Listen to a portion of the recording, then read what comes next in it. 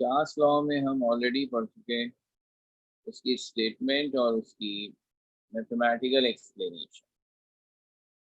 आज हमें उसका ग्राफ जो हम एक्सपेक्ट कर रहे हैं कि should be straight line starting from the origin and it is, अगर हम ये कहें कि if we plot the graph between absolute temperature and volume of the given mass of gas, it must be straight line starting from origin. मगर हम यहाँ पर थोड़ी सी तफसील में क्या जानना चाहते हैं कि डेली लाइफ में, रूटीन लाइफ, हम जिस टेम्परेचर को यूज करते हैं वो या तो डिग्री सेंटीग्रेड होता है या डिग्री फ़ारेनहाइट होता है। उसमें क्या प्रॉब्लम है? उससे क्यों नहीं हम वॉल्यूम को रिलेट कर पाए? Why we introduce a new unit of temperature that is kelvin. इसमें हमें पता है कि नॉर्मल लाइफ में हम कभी भी ये टेम्परेचर यूज, अगर फर्ज कर लें ये बताना हो आज कितनी गर्मी है तो मौसम की खबर वाले आपको बता रहे होते हैं कि आज कराची में 38 डिग्री था और फील्स लाइक 45 था। This was degree centigrade. इसी तरह जब कभी आप अल्लाह ना करे बीमार पड़ते हैं तो जो आप कहते हैं ना आज 101 बुखार था, वो 101 जो है वो 101 दैट इज डिग्री फ़ारेनहाइट। तो डॉक्टर्स फ़ारेनहाइट इसके लिए यूज कर रहे हैं और जो मौसम की खबर बता रहे हैं वो डिग्री सेंटीग्रेड यूज कर रहे हैं। दोनों साइंटिफिक लोग हैं, कोई जाहिल लोग नहीं हैं। दोनों का ताल्लुक साइंस से है। तो it means there is no harm in using degree centigrade और degree Fahrenheit, they are also units और हम इन्हीं को ज़्यादा यूज करते हैं। लेकिन सिर्फ और सिर्फ वहाँ जहाँ साइंटिफिक लॉस पढ़ने हो, कैलकुलेशन साइंस की करनी हो, वहाँ केल्विन यूज नहीं। तो ऐसा क्यों है आखिर? केल्विन में क्या एडवांटेज है और डिग्री सेंटीग्रेड और डिग्री फ़ारेनहाइट ओके होने के बावजूद क्या डिसएडवांटेज लगते हैं? ये थोड़ा सा समझ में आ जाए तो फिर हमें ग्राफ थोड़ा सा डिटेल में लिखना है यहाँ as compare to what we have did in Boyle's law.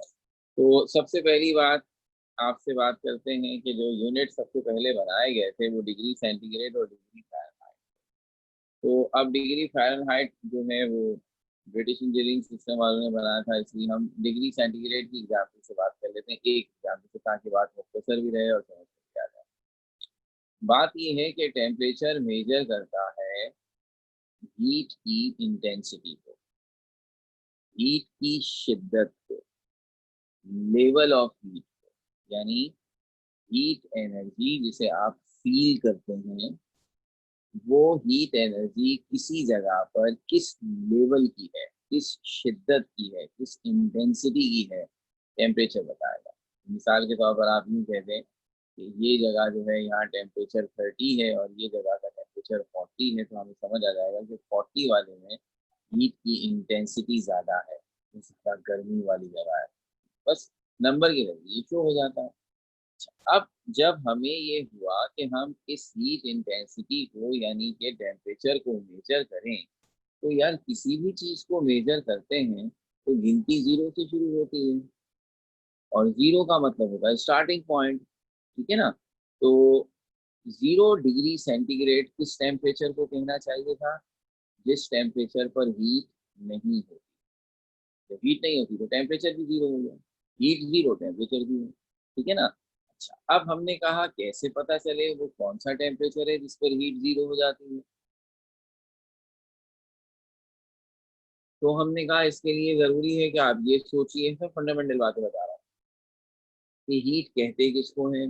Heat उस एनर्जी को कहते हैं जो पार्टिकल्स की काइनेटिक एनर्जी की सूरत में पाई जाती है। It is a energy, type of energy which is associated with the motion of the particle. भाई दुनिया में जितना भी मैटर है it's all composed of particles. पढ़ चुके हैं थोड़ा सा तो अभी तक कि एटम या मॉलिक्यूल से मिलकर सब चीजें बनी हैं। तो ये पार्टिकल्स काइनेटिक मॉलिक्यूलर थ्योरी के मुताबिक कांस्टेंट मोशन में है। कहाँ से आती है ये मोशन? कहाँ से आती है इस मोशन की काइनेटिक एनर्जी? तो हम कहते हैं हीट देती है। तो हमारी अर्थ में जो लेवल ऑफ हीट है वो डिसाइड करता है कि उस जगह मौजूद पार्टिकल्स किस तरह मूव करें। तो सीधी सी बात है, जब हीट खत्म कर दूं, अगर फर्स्ट कर लें जीरो हीट हो जाए, तो फिर पार्टिकल्स मूव करेंगे? जवाब है नहीं करेंगे। Heat is zero, there is no molecular motion. इसका मतलब है जीरो टेम्परेचर की पहचान ये हो गई कि जब भी जीरो टेम्परेचर होगा दुनिया में मौजूद हर चीज में मौजूद पार्टिकल्स रुक जाएंगे। जब पार्टिकल्स रुक जाएंगे तो दुनिया में कोई गैस होगी क्या? नहीं, गैस की तो डेफिनेशन यही है जिसमें पार्टिकल्स आर मूविंग हैविगटली इन एवरी डायरेक्शन। कोई लिक्विड होगा क्या? नहीं भाई, लिक्विड की तो डेफिनेशन ही है कि उसमें भी पार्टिकल्स फ्लो कर रहे होते हैं। इसका मतलब है आप कह सकते हैं कि वो टेम्परेचर की पहचान ये होगी कि दुनिया की सारी गैसेस, दुनिया के सारे लिक्विड्स उस पर्टिकुलर टेम्परेचर पर फ्रीज होकर सॉलिड बन जाएंगे। वो टेम्परेचर कौन सा है? अब जिस जमाने में ये टेम्परेचर स्केल बनाने की बात हो रही थी, उस जमाने में हमें तो नहीं पता था कि उस जमाने में तो हम पानी को फ्रीज नहीं कर सकते थे। 17th और 16th सेंचुरी में तो हम खुद से तो पानी को फ्रीज नहीं कर सकते थे। हमें तो पता ही नहीं था टेम्परेचर कैसे कर कम किया जाता है। हाँ, वैसे ही सर्दियों में कम हो जाता था और पानी बर्फ बन जाता था तो पता चल जाता था। खुद तो नहीं कर सकते थे साइंसदान। तो अब हमें कैसे पता चले टेम्परेचर कैसे शुरू होना है? तो क्या टेम्परेचर का पता नहीं चल रहा तो मेजर ही ना करें? तो फिर कुछ अक्लमंद लोगों ने एक जबरदस्त अप्रोच दी और उन्होंने कहा कि ऐसा करें कि आप एक टेम्परेचर का ऐसा यूनिट बनाएं जिसमें आप अर्बिट्रेरी जीरो रखें। अर्बिट्रेरी का मतलब है ऐसा जो एक्चुअल में जीरो ना हो, हम उसे अपने तौर पर रेफरेंस के लिए जीरो मानते हैं। रेफरेंस के लिए हमने जीरो किस चीज को माना? हमने लिया दुनिया का सबसे कॉमन सब्सटेंस यानी कि पानी,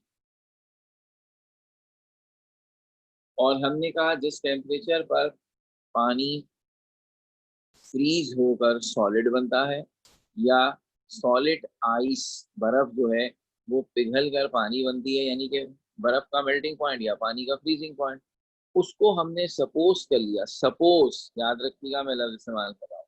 हमने ये सपोज कर लिया कि वो है 0 डिग्री सेंटीग्रेड।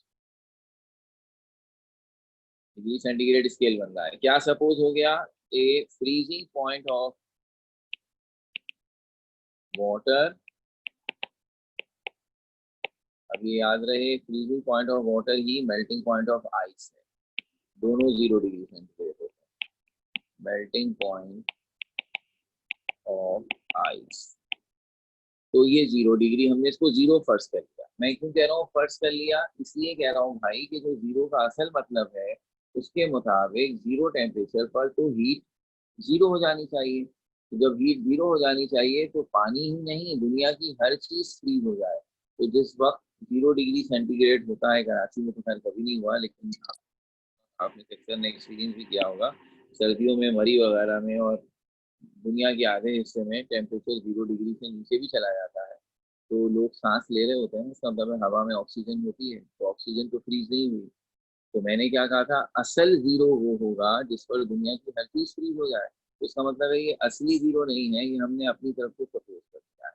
और हमने ट्रिक क्या बनाई, क्योंकि हमें पता ही नहीं चल रहा टेम्परेचर का बिगिनिंग किधर से है, तो हमने इसको जीरो माना और कहा अगर हम पानी को उसके फ्रीजिंग पॉइंट से और हीट करना शुरू करें तो ये टेम्परेचर आप प्लस में गिनेंगे।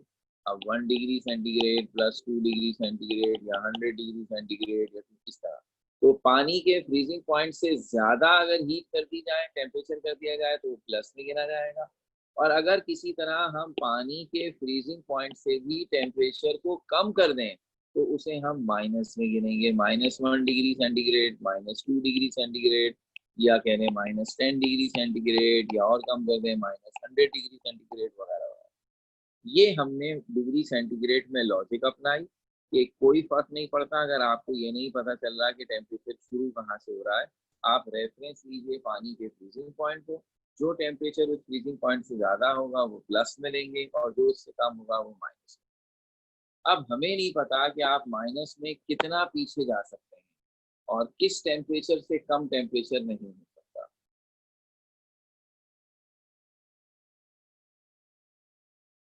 डिग्री सेंटीग्रेड वालों ने कहा इसकी कोई जरूरत ही नहीं है, इसके बगैर भी दुनिया में हमारा काम चल रहा है, तो चलने दो, खत्म हो गई बात। ये था डिग्री सेंटीग्रेड, आज तक इस्तेमाल हो रहा है, कोई प्रॉब्लम नहीं।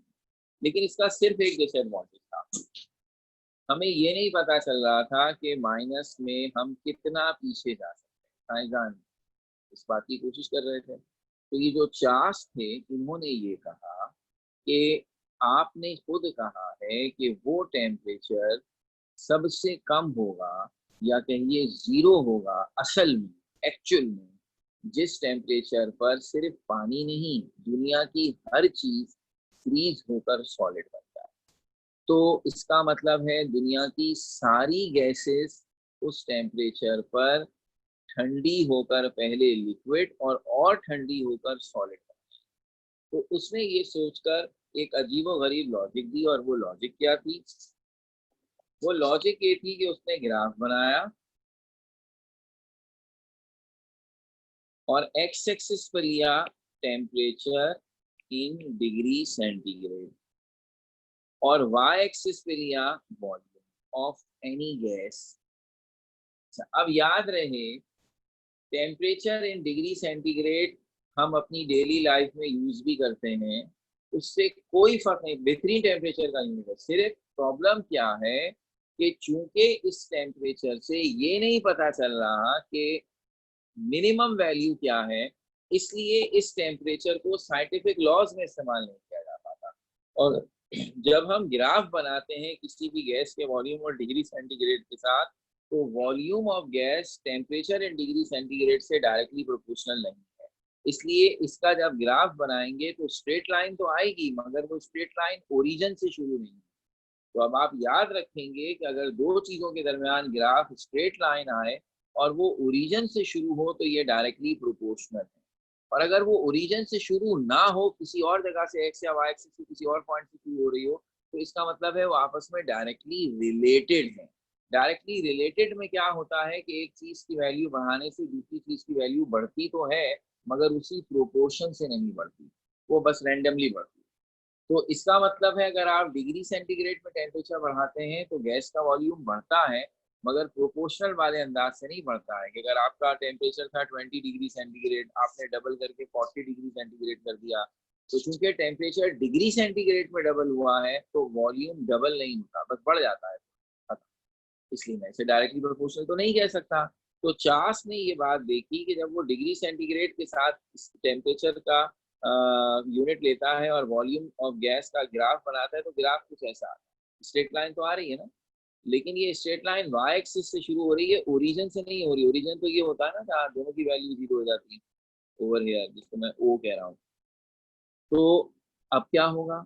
इसने कहा इसका मतलब ये है कि जिस टेम्परेचर को आप 0 डिग्री सेंटीग्रेड कहते हैं, उस टेम्परेचर पर किसी भी गैस का वॉल्यूम जीरो नहीं होता और कोई भी गैस फ्रीज नहीं। तो असली इसलिए ये जाली जीरो है। असली जीरो टेम्परेचर का कौन होगा? जिस पर तमाम गैसेस सॉलिड बन जाएंगी। इसका मतलब है गैस खत्म हो जाएगी तो गैस का वॉल्यूम जीरो हो जाएगा। इसने कहा अगर मैं अपने ग्राफ से, ग्राफ का काम मकसद ये होता है कि इससे प्रिडिक्शन की जाती है, इसने थोड़ी चालाकी लगाई। उसने कहा अगर फर्ज कर लें मैं अपने ग्राफ को नेगेटिव एक्स एक्सिस की तरफ एक्स्ट्रा प्लॉट करूं, यानी इस तरह इसे पीछे लेके जाऊं कि देखते हैं किस पॉइंट पर जाकर ये एक्स एक्सिस से टकराता है। क्योंकि जिस पॉइंट पर जाकर ये लाइन एक्स एक्सिस से टकराएगी ना, उस पॉइंट पर गैस का वॉल्यूम खत्म, जीरो हो जाएगा। क्योंकि मेरे ख्याल में इतना तो हम सबको पता है कि एक्स एक्सिस पर उस चीज की वैल्यू जो वाई एक्सिस पे ली गई है वो जीरो होती है। तो इस जगह पर वॉल्यूम जीरो हो गया। तो इसका मतलब है उसने नोटिस किया कि अगर मैं अपने ग्राफ को नेगेटिव एक्स एक्सिस की तरफ प्लॉट करूं तो आखिर किस टेम्परेचर पर वो लाइन जो है मेरी वो टेम्परेचर के एक्सिस से टकराएगी। ये पॉइंट हमें मिल गया, ये रहा। अब इस पॉइंट की वैल्यू कैसे निकलेगी? जाहिर सी बात है, जब आप ग्राफ बनाते हैं तो उसकी स्केलिंग करते हैं, उस पर नंबर्स प्लॉट करते हैं। मैंने तो नहीं किया था ना, अब कर देता हूँ। तो आपको भी अंदाजा है, ये ओ का मतलब है ओरिजन, और इसकी राइट साइड की तरफ मूव करूंगा तो प्लस में टेम्परेचर होगा। फर्स्ट कर लें ये 100 डिग्री सेंटीग्रेड, ये 200 डिग्री सेंटीग्रेड, ये 300 डिग्री सेंटीग्रेड, ऐसे। और अगर मैं नेगेटिव एक्स एक्सिस तरफ जाऊंगा तो टेम्परेचर माइनस में होगा। तो हमने देखा ये वाला पॉइंट -100 डिग्री सेंटीग्रेड है, तो ये वाला -200 है, तो ये वाला -300। तो ये -300 से तो थोड़ा पहले आ गया ना। तो हमने स्केल देखकर देखा कि आखिर ये कौन सी वैल्यू है जिस पर हमारा वॉल्यूम जो है वो एक्स एक्सिस से टकरा रहा है या जीरो हो रहा है। तो ये वैल्यू नजर आई एग्जैक्ट -273.16। दरअसल बात है मेरा ग्राफ बड़ा छोटा है, लेकिन उन्होंने जरा बड़ा बनाया था ताकि एग्जैक्ट वैल्यू पता चले। तो ये थी -273.16। तो चास का आइडिया, और से मेरी बात सुनिएगा, अभी आइडिया ये रहा। उसने कहा 1770 में, आज से 350 साल पहले, उसने कहा मेरा आइडिया, मेरा दिल ये कहता है अकॉर्डिंग टू दिस लॉजिक कि अगर टेम्परेचर -273.16 तक कम कर दिया जाए तो दुनिया की तमाम चीज़ों का तमाम चीज़ें फ्रीज होकर सॉलिड बन जाएंगी और तमाम गैसेस का वॉल्यूम खत्म, क्योंकि गैस ही नहीं रहेगी तो वॉल्यूम बात। अब ये तो वही वो बात हो गई ना कि अगर कभी आप मार्स पर पहुंच गए ना तो आपको सोना मिल जाएगा। अब मार्स पे पहुंचेंगे तो आपकी बात कंफर्म करेंगे ना भाई। बचपन से सुन रहा हूँ, जब मैं पैदा हुआ था जब से सुन रहा हूँ मार्स पे जाएंगे, मार्स पे जाएंगे, अब तक नहीं गए। ये तो वही वाली बात होगी ना। तो अब क्यों मैं इसकी बात मानूं? यही बात आई ना, अपनी ऐसी ग्राफ बना दिया और बोल रहा है। क्योंकि भाई ये जिस जमाने की बात हो रही ना 1770, उस जमाने में तो हमारे पास फ्रिज भी नहीं था। फ्रिज में तो फिर हम कहते हैं ना डीप फ्रीजर में -18 डिग्री सेंटीग्रेड कर लेते हैं। -73 कौन ले, 273 बताओ। अच्छा, अब इसने ये बात कही और फिर इस की लॉजिक ये बनाई कि इसका मतलब है कि मिनिमम वैल्यू ऑफ टेम्परेचर जो है वो -273.16 है।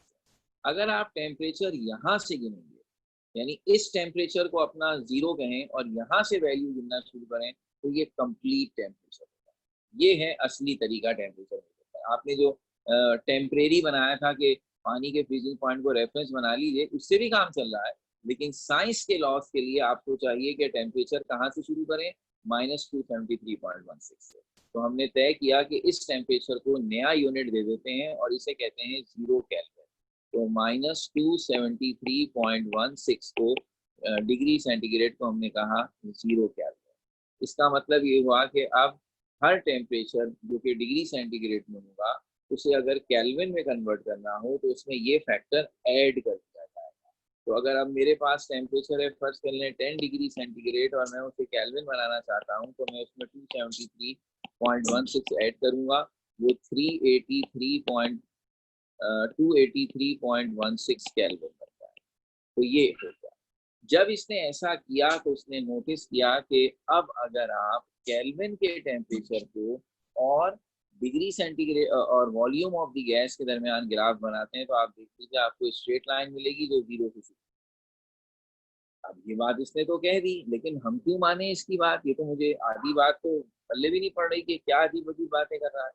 लेकिन अब साइंस ने 1770 में जब इसने ये लॉजिक पेश की और अपनी लॉजिक से साबित किया कि चाहे मैं झूठी बोल रहा हूँ, लेकिन अगर आप मेरी बात मान लें और डिग्री सेंटीग्रेड के टेम्परेचर में 273.16 जमा कर दिया जाए तो वो टेम्परेचर कंप्लीट हो जाएगा।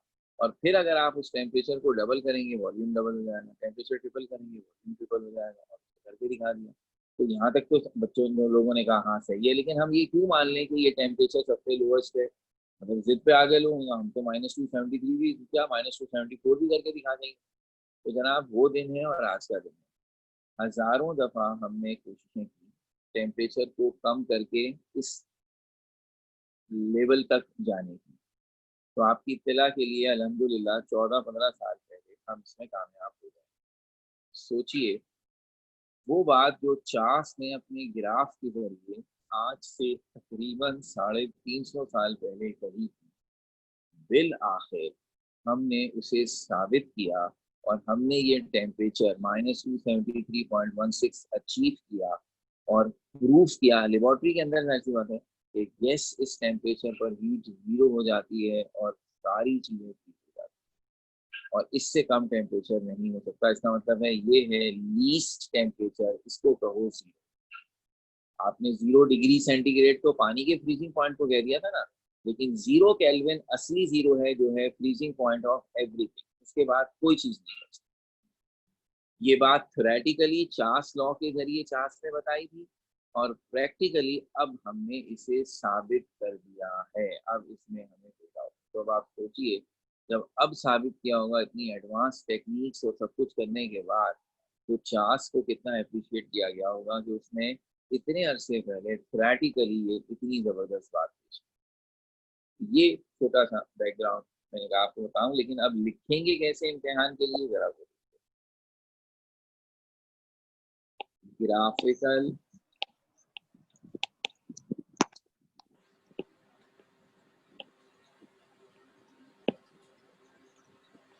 एक्सप्लेनेशन। तो इसमें यही पूरी बात लिखी जाएगी जैसे मैंने आपसे कहा।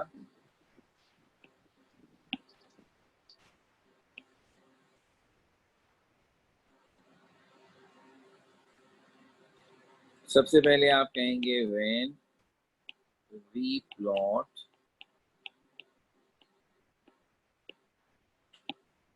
Graph between volume of the given mass of gas and temperature in degree centigrade, a straight line is obtained starting from some point on y-axis. If we extraplot this line towards negative x-axis,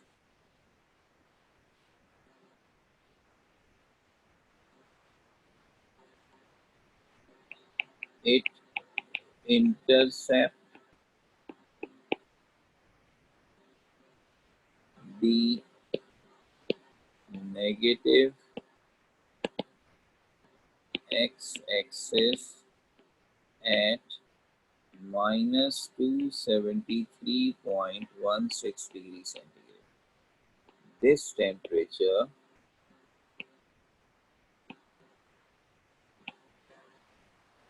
is called absolute zero or zero Kelvin. At this temperature,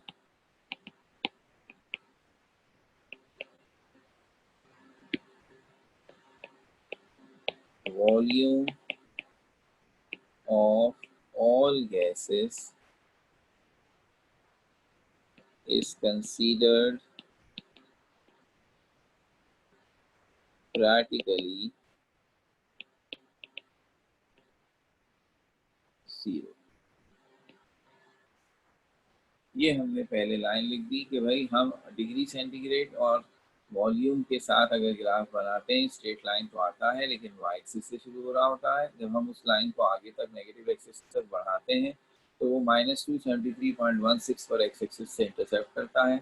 इस temperature को, इस point को हम कहते हैं zero kelvin या absolute zero के। ये है सबसे मिनिमम वैल्यू टेम्परेचर की जिस पर तमाम गैसेस का वॉल्यूम थ्योरेटिकली जीरो हो जाता है, और इसको हम एब्सोल्यूट जीरो कहते हैं। और ड्रॉ करेंगे जो ग्राफ वो इसी तरह जैसे भी मैंने कहा था, कोई बहुत ज़्यादा हमें टेबल बना के या बॉक्सेस बना के या स्केल बना के नहीं, रफली बनाना है इस तरह कि हम शो करेंगे टेम्परेचर एक्स एक्सिस पर डिग्री सेंटीग्रेड में और वॉल्यूम वाई एक्सिस पर, और ये दिखाएंगे कि अगर हम बनाते हैं तो कुछ इस किस्म की स्ट्रेट लाइन अमूमन आती है जो वाई एक्सिस के किसी पॉइंट से टच कर रही है। और फिर जैसा कि मैंने कहा हम इस लाइन को एक्स्ट्रा प्लॉट करते हैं towards the negative x axis like this,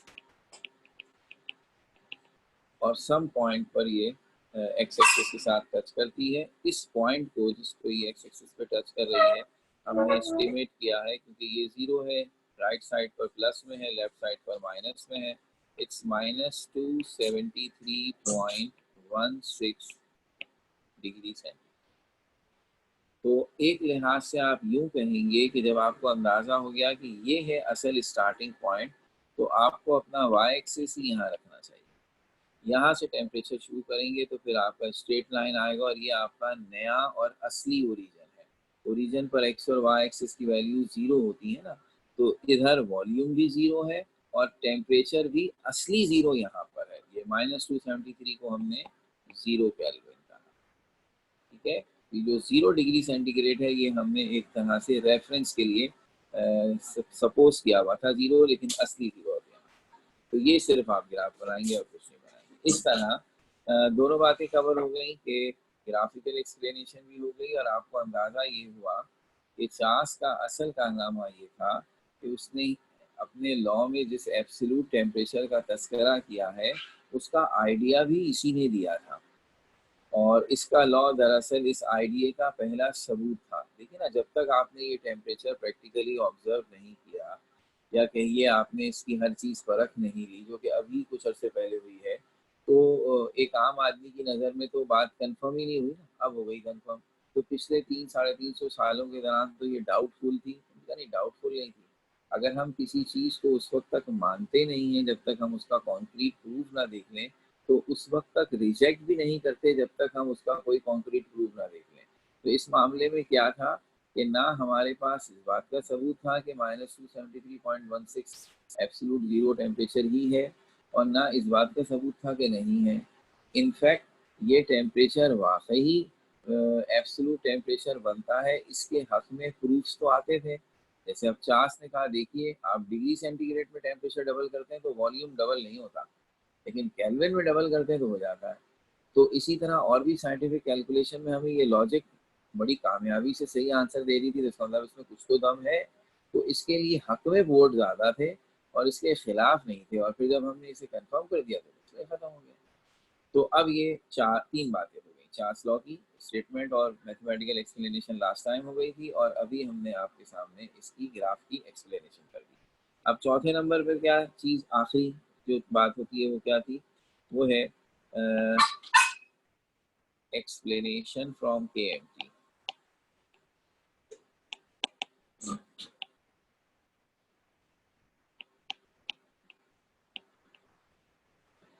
Explanation of Charles law by kinetic molecular theory, जिसको हम शॉर्ट फॉर्म में कहते हैं KMT। आप काइनेटिक मॉलिक्यूलर थ्योरी की वजह से समझाइए कि जब आप टेम्परेचर को डबल करेंगे तो वॉल्यूम को डबल होना चाहिए अगर प्रेशर और गैस का अमाउंट कांस्टेंट हो। तो ऐसा कैसे होगा? अच्छा, अब हमने कहा ऐसा इस तरह होगा कि सपोज आपने गैस को एक ऐसे सिलेंडर में ले रखा है जिसके ऊपर एक मूवेबल पिस्टन है, ऐसे करके पिस्टन है, ये पिस्टन जो है ऊपर नीचे मूव हो सकता है, यानी ये स्लाइडिंग पिस्टन है। तो ये है हमारा पिस्टन जो कि स्लाइडिंग है, अंदर हमने गैस भरी हुई है। तो अब गैस भरी हुई है तो ये पिस्टन अगर स्लाइडिंग है तो फिसल के नीचे आ जाए ना। गैस का तो मतलब है हवा, जिसको आप कहते हैं खाली है। ठीक है ना, जब हम कहते हैं इस बकेट में क्या है, हम कहते हैं खाली है, यानी इसमें एयर भरी हुई है। तो इसी तरह इसमें भी कोई गैस भरी हुई है, तो ये पिस्टन नीचे क्यों नहीं आ जाता? तो बात ये है कि कोई भी चीज़ नीचे आती है अपने वेट की वजह से, तो ये पिस्टन अपने वेट की वजह से नीचे आएगा। तो ये जो गैस है, आपने भी पढ़ लिया, इसके मॉलिक्यूल्स कंटेनर चारों कोनों के ऊपर या चारों वॉल्स पर अपना प्रेशर एक्सर्ट कर रहे हैं। तो अब ये गैस का जो प्रेशर है ये ऊपर की तरफ जा रहा है, यानी ये पिस्टन को ऊपर ले जाना चाहता है, और जो पिस्टन का वेट है वो उसे नीचे ले जाना चाहता है। तो क्या अंजाम होगा? तो मुकाबला होगा। फर्ज कीजिए पिस्टन भारी है, उसका वेट ज़्यादा है तो वो नीचे आएगा। गैस का प्रेशर ज़्यादा है, यानी गैस जो पुल कर रही है ऊपर की तरफ वो ज़्यादा है, तो पिस्टन ऊपर जाएगा। और अगर दोनों बराबर हैं तो जो पिस्टन जहाँ है वहीं रुका रहेगा। इस वक्त मैंने क्या आपसे कहा, पिस्टन अपनी जगह पे रुका हुआ है। इसका मतलब है इधर क्या सिचुएशन हो रही है कि पिस्टन का जो वेट है और जो गैस का प्रेशर है ये एक दूसरे को बैलेंस कर रहे हैं। दोनों बराबर है तो ना पिस्टन नीचे जा पा रहा है और ना ही ऊपर, मुकाबला बराबर हो गया। ठीक है, इससे हमने आपसे कहा कि इस वक्त गैस का प्रेशर हमने कितना मेंटेन किया हुआ है, जो पिस्टन का वेट है, ये कांस्टेंट प्रेशर हो गया। क्योंकि अगर मैं प्रेशर बढ़ाऊंगा तो पिस्टन ऊपर चला जाएगा, और कब तक ऊपर जाता जाएगा? जब तक दोबारा प्रेशर और वेट बराबर नहीं हो जाता। इसका मतलब है कि मैं इस सिचुएशन में प्रेशर को ज़्यादा देर तक बढ़ा नहीं सकता। जैसे ही बढ़ाऊंगा पिस्टन ऊपर होगा ताकि प्रेशर दोबारा अपनी पुरानी वैल्यू पर आ जाए, और अगर प्रेशर कम होगा तो पिस्टन नीचे होगा। तो इस तरह पिस्टन की मूवमेंट से हम प्रेशर की वैल्यू को फिक्स करने का काम दे रहे हैं। अब हम आपसे कह रहे हैं ओके प्रेशर कांस्टेंट हो गया है, अब हम यहाँ पर गर्म करते हैं और इस गैस को के एब्सोल्यूट टेम्परेचर को डबल करते हैं। फर्स्ट कीजिए इस वक्त गैस का टेम्परेचर T1 था, अब उसको एग्जैक्ट डबल करते हैं। जब हमने उसको एग्जैक्ट डबल कर दिया तो काइनेटिक मॉलिक्यूलर थ्योरी में आपने पढ़ा था कि absolute temperature is directly proportional to the average kinetic energy of the molecules, और काइनेटिक एनर्जी का फॉर्मूला था हाफ mv²। उसमें ये लफ्ज आ रहा है वेलोसिटी, और इसका क्या मतलब था, जब आप टेम्परेचर बढ़ाते हैं तो वेलोसिटी बढ़ती है, और काइनेटिक एनर्जी और टेम्परेचर आपस में डायरेक्टली प्रोपोर्शनल का मतलब क्या हुआ कि अगर आप टेम्परेचर डबल करेंगे तो वेलोसिटी डबल हो जाएगी। इसका मतलब ये है कि जैसे ही आप हीट करके टेम्परेचर डबल करेंगे तो जो मॉलिक्यूल अंदर मौजूद हैं उनकी वेलोसिटी डबल हो जाएगी। वेलोसिटी डबल होने का क्या मतलब है, जितनी देर में वो इस वॉल से, इस पिस्टन से एक दफा टकराते थे, अब दो दफा टकराएंगे क्योंकि उनकी वेलोसिटी डबल हो गई है। तो जब वो दो दफा टकराएंगे तो उनका प्रेशर भी डबल हो जाएगा। तो अब डबल हो जाएगा प्रेशर, आपने तो कहा था सर प्रेशर कांस्टेंट रखना है, तो जैसे ही प्रेशर डबल होगा इसका मतलब है वेट तो कम हो गया, प्रेशर डबल हो गया, तो ये पिस्टन ऊपर उठेगा। कितनी देर तक ऊपर उठता रहेगा, जब तक प्रेशर दोबारा अपनी ओरिजिनल वैल्यू पे नहीं आ जाता। कॉमन सेंस से सोचिए, अभी अभी मैंने आपसे क्या कहा कि ये मॉलिक्यूल दीवार से टकराते थे 1 मिनट में, फर्ज कर लीजिए 5 दफा, आपने वेलोसिटी डबल कर दी तो अब वो 1 मिनट में 10 दफा टकराते हैं। अब आप पिस्टन को इतना ऊपर लेकर जाइए कि दोबारा उनको 1 मिनट में 5 ही दफा टकराने का मौका मिले। और ये कैसे हो सकता है, ये ऐसे हो सकता है कि फर्ज कीजिए एक बच्चा जो है उसको आप कह रहे थे कि बेटा भागो और इस दीवार से टकरा कर वापस आओ, ठीक है, वो इस दीवार से टकराता था और वापस आता था, उसे फर्ज कर लीजिए 10 सेकेंड लगते थे। आपने बच्चे ने क्या किया, अपनी वेलोसिटी डबल कर दी तो अब वो इस जगह पर 10 सेकेंड की जगह 5 सेकेंड में पहुंच जाएगा क्योंकि डबल वेलोसिटी से चल रहा है। तो आपने क्या चालाकी लड़ाई, आपने ये दीवार पीछे कर दी, डबल डिस्टेंस कर दिया। तो अब दोबारा अगर इसकी वेलोसिटी डबल हो रही है तो अगर मैं डिस्टेंस भी डबल कर दूं तो फिर दोबारा बेचारे को इतनी देर लगेगी। तो यहाँ पर भी हम यही कहते हैं कि जब आप टेम्परेचर डबल करते हैं ये वॉल्यूम एक्सपेंड होता है, एग्जैक्टली डबल वॉल्यूम हो जाता है। इस तरह प्रेशर कांस्टेंट रहता है और वॉल्यूम डबल हो जाता है जैसे ही आप टेम्परेचर को डबल करते हैं। तो अब इस पूरी स्टोरी को हम सिंपल सी लैंग्वेज में कैसे लिखेंगे कि if the volume of the given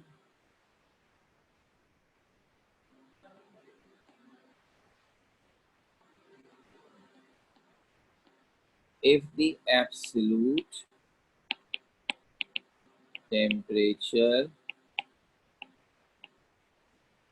of the volume of the given mass of gas is doubled। अब एक एक लफ्ज पे गौर कीजिएगा और इस सिचुएशन में ध्यान में लाइएगा। अगर मैंने किसी भी गैस के वॉल्यूम को इस तरह के पिस्टन में रखा, उसका एब्सोल्यूट टेम्परेचर डबल कर दिया तो क्या होगा, then according to kinetic molecular theory, kinetic energy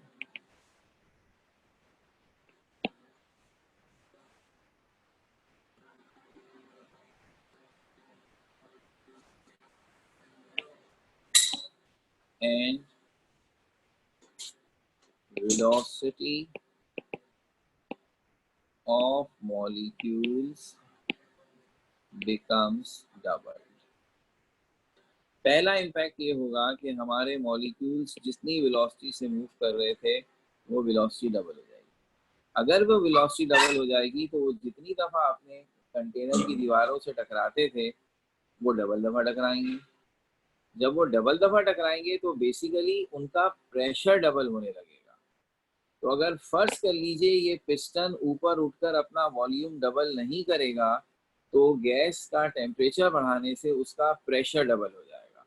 तो हम एक बड़ी ज़बरदस्त चीज़ पेश करते हैं, वो हमारे सिलेबस में नहीं है लेकिन एक्स्ट्रा बता रहा हूँ कि अगर फर्ज कर लीजिए मैं वॉल्यूम बढ़ने ना दूँ तो टेम्परेचर और प्रेशर आपस में डायरेक्टली प्रोपोर्शनल होगा। टेम्परेचर बढ़ाने से प्रेशर डबल हो जाएगा। और अगर मैं ये कहूँ कि नहीं मैं प्रेशर को डबल नहीं होने दूंगा तो फिर वॉल्यूम को डबल करना पड़ेगा।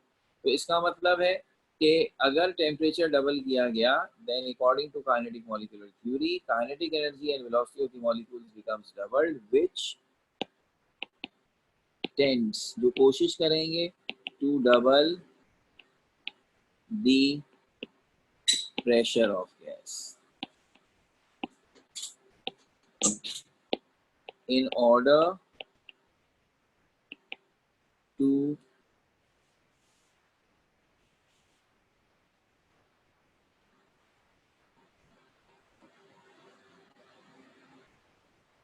maintain या कहिए in order to keep the pressure constant, volume of gas increases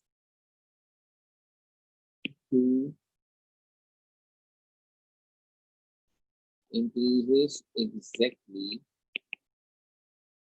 twice of its initial volume and if it is according to charge. आपको समझाने के लिए हमने तस्वीर बनाई थी, वो यहाँ बनाने की जरूरत नहीं है।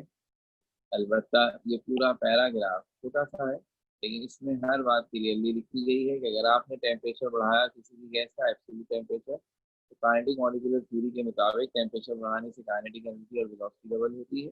और उसका मतलब ये है कि वेलोसिटी डबल होने से बेसिकली गैस का प्रेशर डबल होने की कोशिश करेगा। और चूंकि हम चाहते हैं कि प्रेशर कांस्टेंट रहे तो प्रेशर को कांस्टेंट रखने के लिए गैस का वॉल्यूम एक्सपेंड होगा और अपना वॉल्यूम एग्जैक्टली डबल कर देगा ताकि प्रेशर को डबल ना करना पड़े। यानी इसका मतलब सिंपली ये है कि जब आप टेम्परेचर डबल करते हैं तो वॉल्यूम और प्रेशर दोनों डबल हो सकते हैं। अगर आप वॉल्यूम को रोक लेंगे तो प्रेशर डबल हो जाएगा, प्रेशर को रोक लेंगे तो वॉल्यूम डबल हो जाएगा। और चूंकि चार्ल्स लॉ में हम प्रेशर को कांस्टेंट रखते हैं इसलिए वॉल्यूम डबल हो जाता है। तो ये एक छोटी सी एक्सप्लेनेशन हो गई। तो अब ये चार्ल्स लॉ की थ्योरी पूरी स्टेटमेंट, मैथमेटिकल एक्सेलरेशन, ग्राफ और काइनेटिक मॉलिक्यूलर एक्सेलरेशन। क्या में सवाल आया state and explain Charles law तो अब आखिरी बात जो हम नेक्स्ट टाइम करेंगे वो होगी चार्ल्स लॉ की न्यूमेरिकल्स। तो keep your calculators ready in our next class. तो इंशाल्लाह हम उस दिन ये बात करेंगे। ये सारी आपसे मैं शेयर कर लेता हूँ और ये क्लास अब हम आज यहाँ पर खत्म करें। Thank you.